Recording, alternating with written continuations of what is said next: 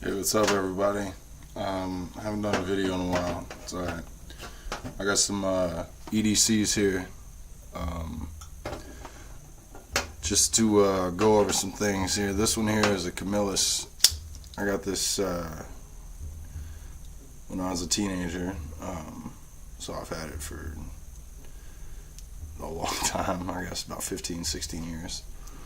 I got it at Smoky Mountain Knife Works when I was a kid. It was the closest thing that I could get at the time to a switchblade, but it served me well, and it's a little, I don't know, 6.5, 7 inches, something like that.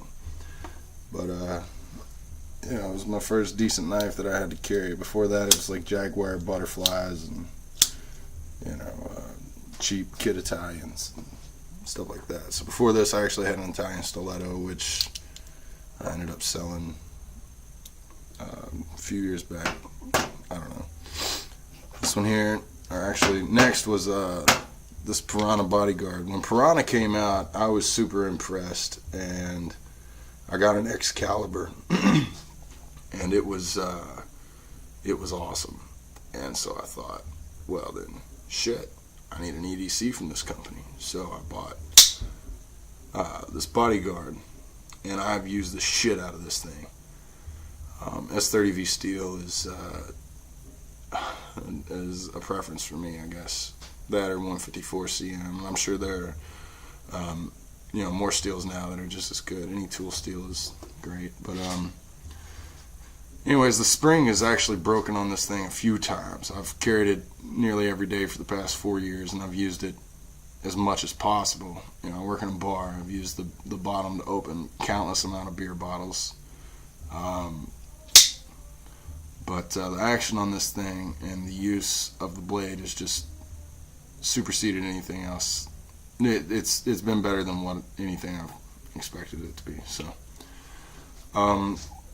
nevertheless, I wanted an OTF to use as an EDC, so I bought this Microtech Ultratech.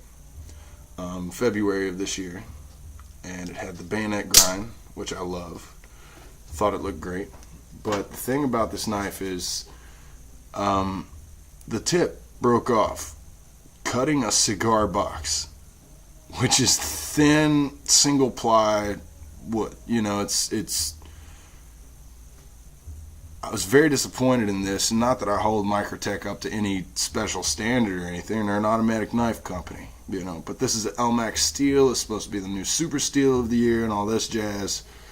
And I've just been, it outperformed for about a month, and the tip broke off. And I was very disappointed.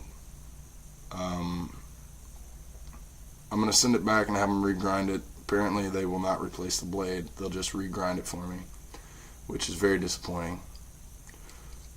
Piranha, on the other hand, when I popped the spring, I sent it back to them. They replaced it no problem. Didn't ask any questions. Didn't say a damn thing about me having the knife open before it, even though that's supposed to void the warranty.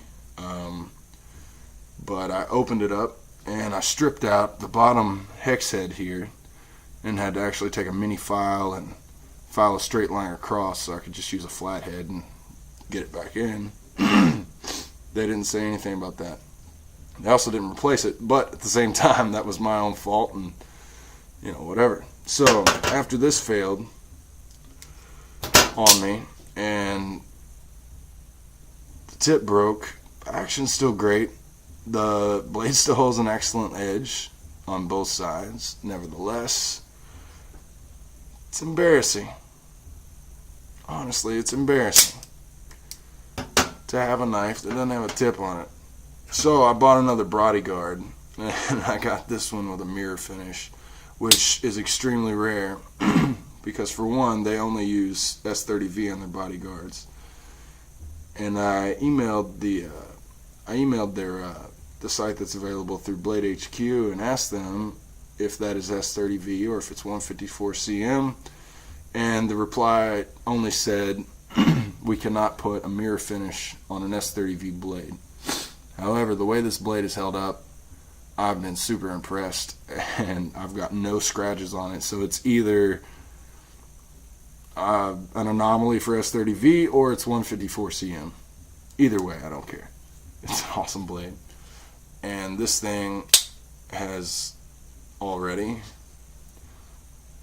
outperformed the LMAX Ultratech, because this blade looks like it hasn't been used, and I've been using the shit out of it. I use my EDCs. Cool thing about the silver finish, sort of cool, is that it doesn't really show up wear when you pop up in them bottles, whereas the blue one most certainly does. But I've used this thing to drive tacks into the wall and stick pins and all that shit, to hang posters or whatnot, so it just makes sense that it would have a little more wear than this. Plus, even still, once you wear down silver, there's not really anywhere else to go but silver, so it's kind of cool that way. But this knife, the Bodyguard, I recommend for everyone as an EDC. It's the perfect, you know, it's not too big, it's not too small, it's not too thin, it's not too thick. You know, it weighs less than a bag of smoke, you know, and it's just an awesome piece altogether. It's sexy, it's fast, and it's a hard worker. So if I was to suggest any type of automatic knife for an EDC, it would be the Piranha company.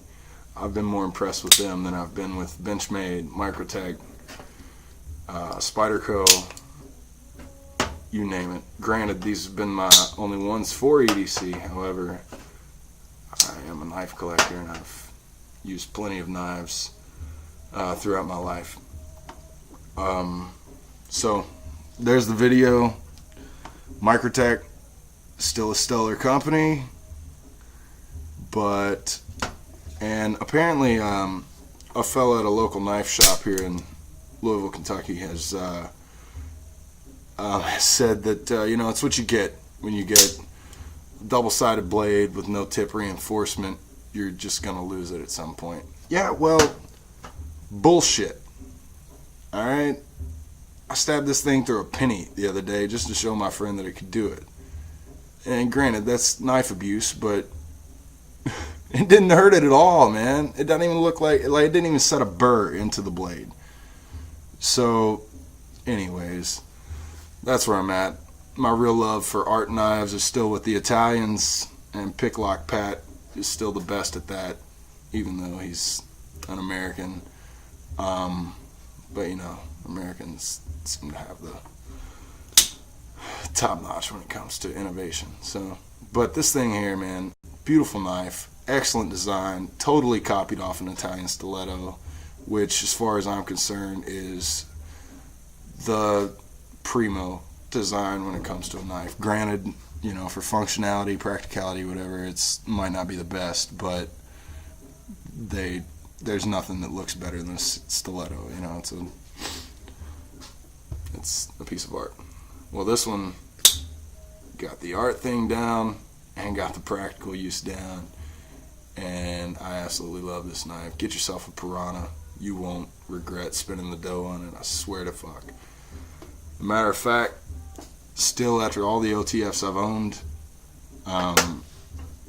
the Piranha Excalibur's still got the classic look, and it's the most effective.